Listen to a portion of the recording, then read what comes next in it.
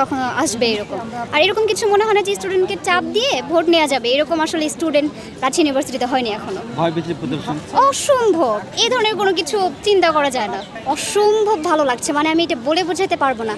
এতদিন থেকে যে একটা আমেজ, মানে আমি তো হলে থাকি, তো প্রতিদিন এত সুন্দর সবাই আসতেছে, কথা বলতেছে, তো আমার এত মজা আমি জীবনও পাইনি। আমার ইউনিভার্সিটিতে ওঠার পর থেকে এত আনন্দ আমি কখনো পাইনি, মানে অনেক ভালো লেগেছে। সব দিক থেকে বিবেচনা করা উচিত, আমি একা বললে তো হবে না। যেমন প্রথম সমস্যা হচ্ছে আবাসন সমস্যা আমাদের, যেমন অনেক স্টুডেন্ট আছে যে বাসায় অনেক বাজে অবস্থা, এখানে এসে হলও পায় না। তো আমি প্রথমেই চাইবো যে আবাসন সমস্যা যদি সমাধান হয়ে যায় তাহলে ইনশাআল্লাহ সব কিছু ঠিকঠাক হয়ে যাবে। না না, একদমই না, এটা কখনোই মনে হয়নি। শিবিরের ভাইরা আমাদের কাছে ভোট চাইতে এসেছে, অনেক বিনয়ীভাবে বলেছে। সব মিলিয়ে আমার সব থেকে যেটা ভালো লেগেছে ওদের আচরণটা, মানে খুব সুন্দর মতো বলেছে যে আপু, মানে ওনাদের যে কথা বলার ধরনটা, এই যে আমাকে সব থেকে বেশি মুগ্ধ করেছে।